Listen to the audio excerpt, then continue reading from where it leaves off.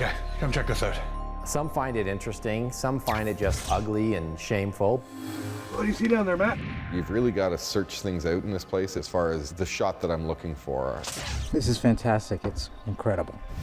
It's the art of the architects, and I'm just the final step. What were the odds? I mean, we're out here in the middle of nowhere.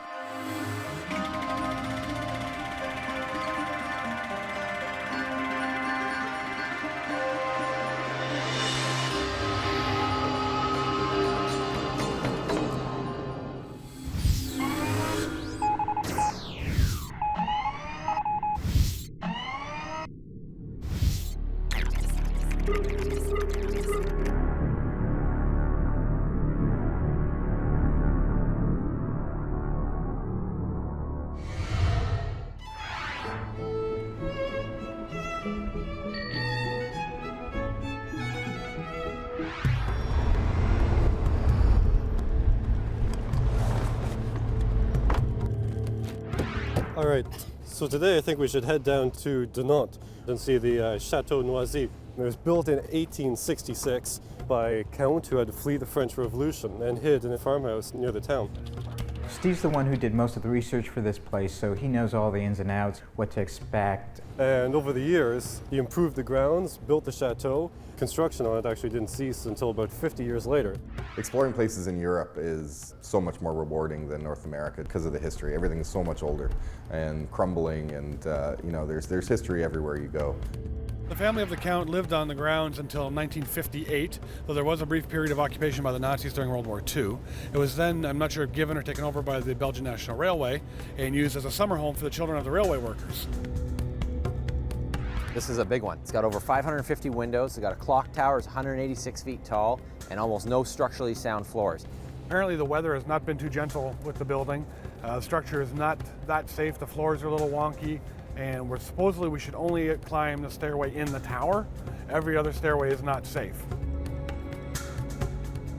If you go to Europe, you want to see a castle. You want to shoot that because it is different.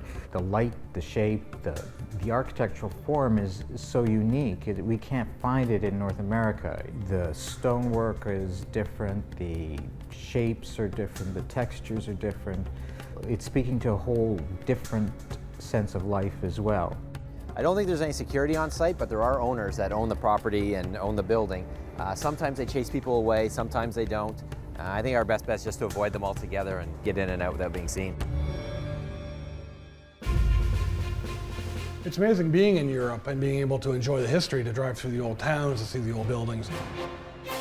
And even a perfect example, on our way to the castle today, we drive by a ruined tank.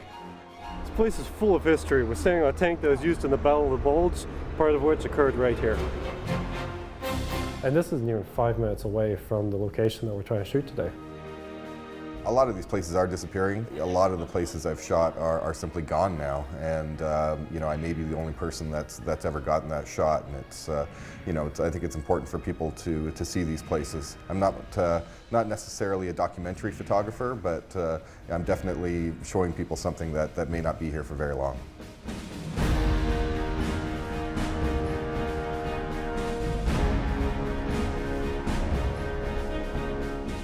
When we get to a location, first thing we need to do is hide our vehicle. In this case, we decided to sort of hide in plain sight. This is a parking lot for a tourist attraction, so there could be other cars there, and it wouldn't be conspicuous to see a car parked there. All right, guys, this is the chateau in Vevey. This is where the Duke lived prior to the start of the French Revolution, at which point he hightailed it out here, hid, pretending to be a villager, and later went on to build the Chateau Miranda. You can see the Chateau Miranda, the peak of it is just poking over the top of the trees on the next ridge over. And how long is that hike? Half a kilometer, not too bad. It is a nice day.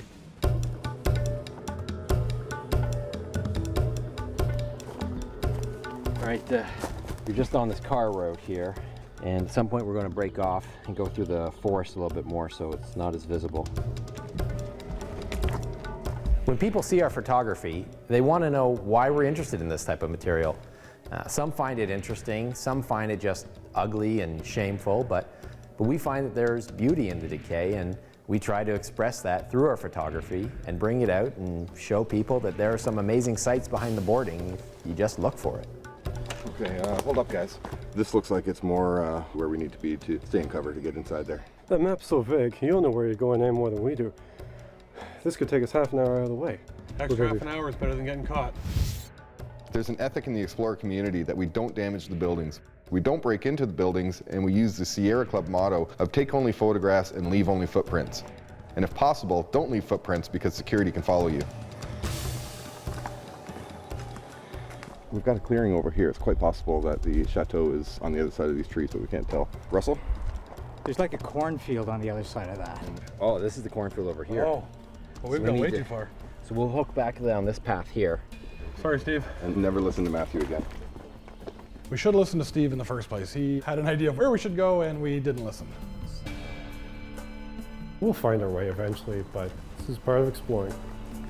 I think you appreciate the locations that you've really worked hard to get into the most. You know, you're just itching to get in there and shoot, and all the hurdles kind of are there to just make the experience even better. Hold up. Is that a battery? We've come across this battery laying next to a fence with some wires, and we're not really sure what that's about. We're going to have to take a closer look. This battery could be connected to anything. It could be some sort of device to keep us out. There's obviously the barbed wire fences and things like that, which we've got through before. But here there seems to be kind of the odd thing that we just don't want to find out what it could do. You sort of have to improvise along the way and figure it out as you go. In any case, this was a pretty good indicator that we were on the right path. Looks like the old substation.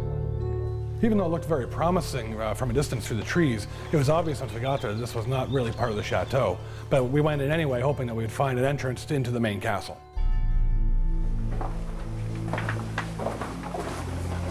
Let's see what's down here. It looks like a substation conduit here. Wires coming in straight through. Look at this thing. This looks like a submarine cable. It's so corroded. This could very well be the other side, or this is just a closet of some sort. I don't understand why we've got this wall here. Let's get out of here. You got a circular staircase that goes up to the second floor. There's no way this is the chateau, it's too small. I'd say we keep going.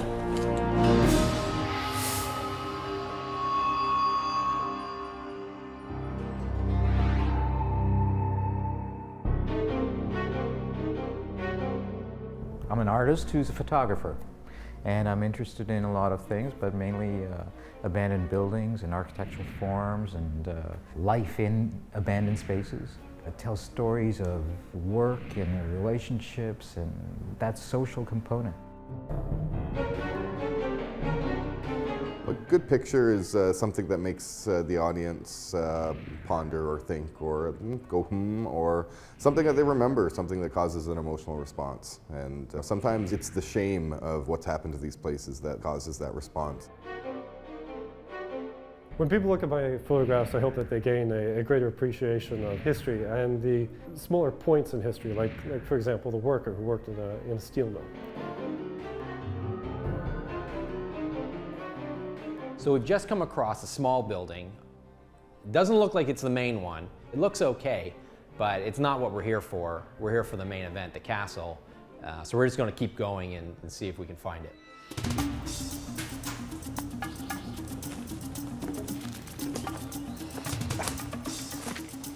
Looks like this is probably the old horse stables because we've been told they've collapsed. So I don't think this is where we want to be. There does seem to be another building through the trees there, but if we keep going this way, it's going to get us closer to where we want to go. We've been doing this for a number of years, and in our experience, some of the best locations are often the most inaccessible. The easier ones tend to show a lot more evidence of things like graffiti and squatters. The ideal location for photography is one that has been devastated by time. Little weather, but mostly time. That's it. It's got to be it over there. It's something tall. But there's a part there that's got intact windows on it. So I don't know if where the people, like where they live on the property, if they're attached to the main building or not. So we're gonna want to be quiet. That's a castle. That's pretty castly.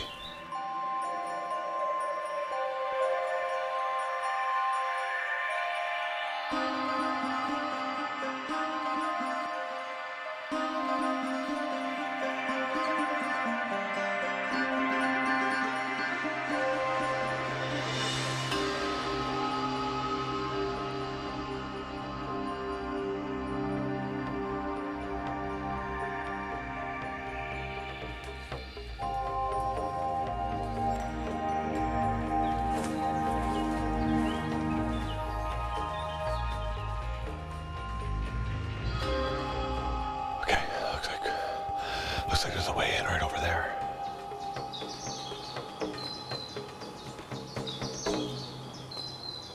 What do you think? Go and make an approach. Let's go.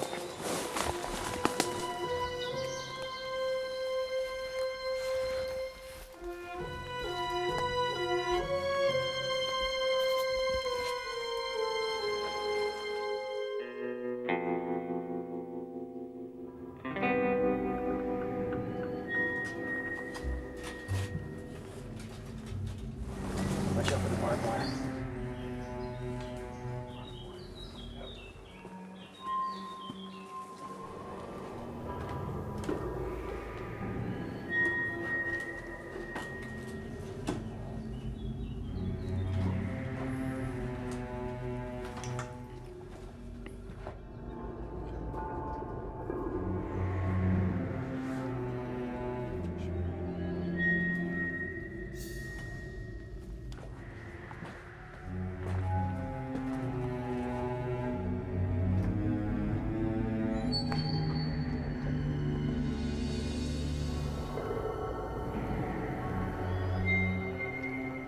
Right above us, we've got an almost total ceiling collapse. You've got the brick and the debris from it. In this room here, almost total floor collapse through there, and starting of a ceiling collapse right on top of it.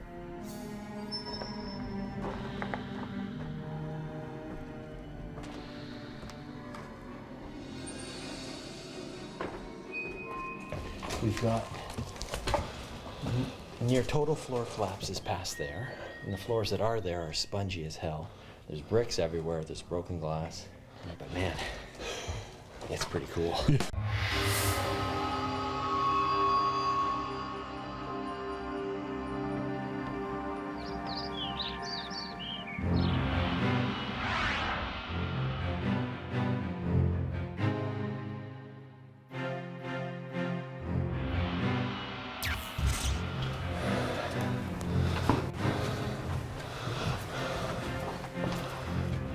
Some of the details we like to photograph in these buildings are walls with their layers and layers of peeling paint. Because as the paint comes off, it reveals all the different colors behind and creates patterns and textures that were never there before and that the people who were in the buildings when they were in use never got to see. We're looking for artifacts and evidence of past human use in these buildings, anything. In psychiatric hospitals, sometimes you come across patient records, beds, wheelchairs. Anything that gives you some sort of evidence or past use is just excellent to find. Oh, this is a sign-in board. Most abandonments will have something like this. Not always a chalkboard, but it's very cool when it is. And everybody who comes signs their name. And it's kind of like leaving your mark, but without damage or anything like that. So we've encountered enough of these. We should carry our own chalk. We probably shouldn't stay in here too long. I don't know anything about mold. All I know is the black mold is bad for you. And there's an awful lot of it in here. That's what happens when the water gets in and sits for years and years.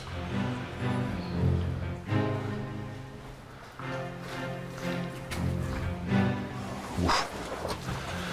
Holy crap, this thing's crumbling. We're going up. Going up. Oh yeah. This stairway is way too cool not to. We ready? Yep. Let's go.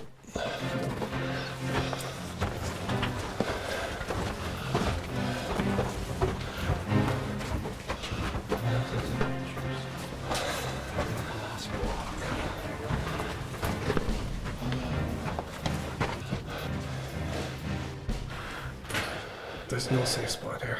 Well, Some collapses are a foot, some collapses are 3 feet, some collapses are total. that way maybe. That way I don't... Did you look down here? Is there any other way out of here? Because we can't get that way. There's no floorboards for 2 levels below. It's just joists, and I am not walking across the joists that far. That's crazy. This is the floor I didn't want to walk on. So let's not all stand on it. It's all sketchy. We noticed that the floors are really spongy. There's parts where they've completely caved in and fallen through to the basement below. There's parts where you step on it and it's pretty squishy. You don't want to put a lot of pressure on there or it's going to fall. And I know what that's like. I've fallen through a floor before with these guys and they're no help. They just left me there. So I'm looking forward to paying them back. Maybe I should tell them to go. Okay, we're not going that way.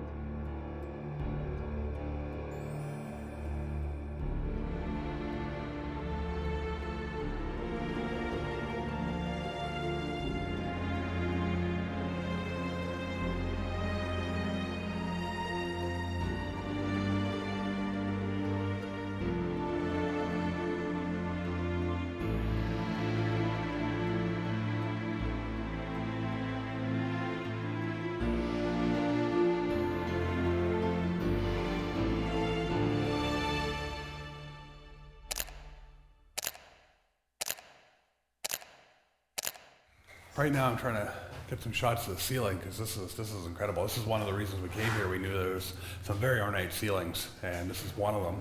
So it's nice that we actually were able to find it even though we had to go through the nasty basement to get here.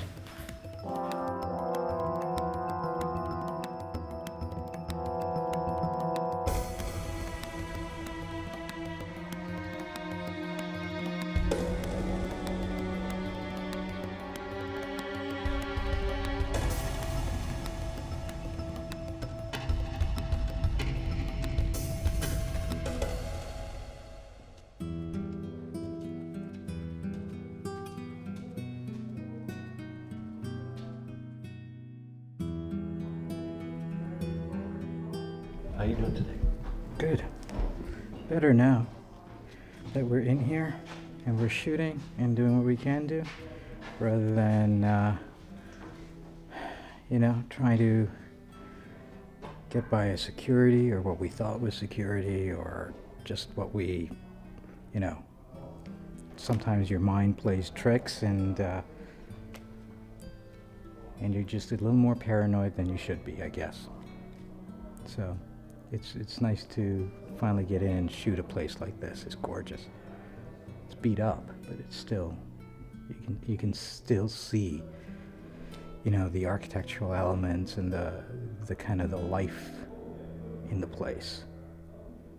It speaks to me a lot.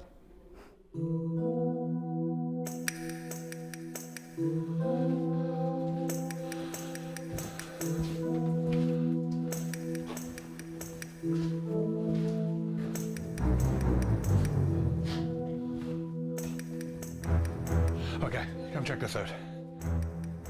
This is something we heard about, but we now found it. This is the dead body in the bathroom that this place is known for.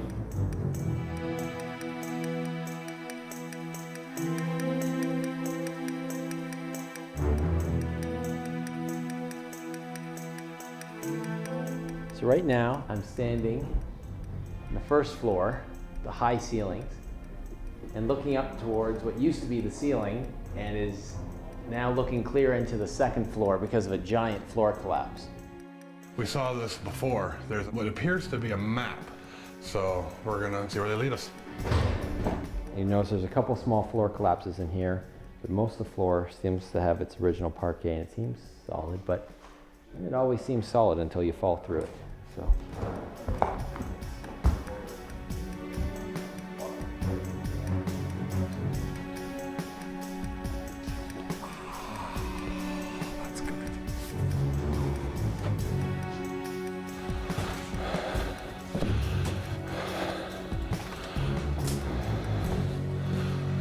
What the? Glass is in.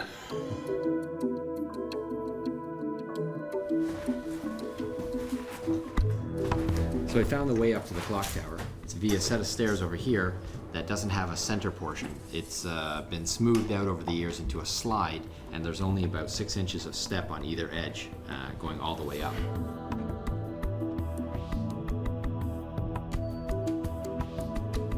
So it looks like we found the clock winding mechanism and gear structure. And this would, of course, provide power to the 3 clocks.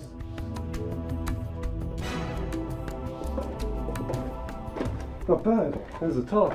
Oh, cool. Look at that. The chateau with parked our car in here. Oh, it's vivid. Awesome. Look at this. Wow. Let's see the view. Let's see.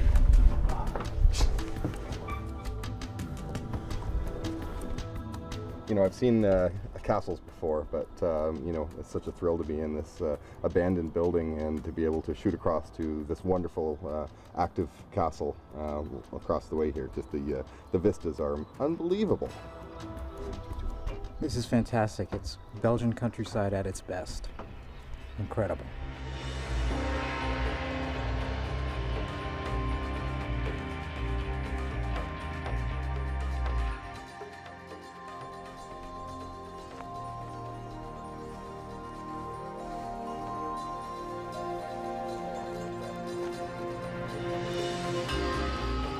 Push. Okay, let's go. Let's go. Oh, my hernia. You're very welcome. Bye-bye. Wow.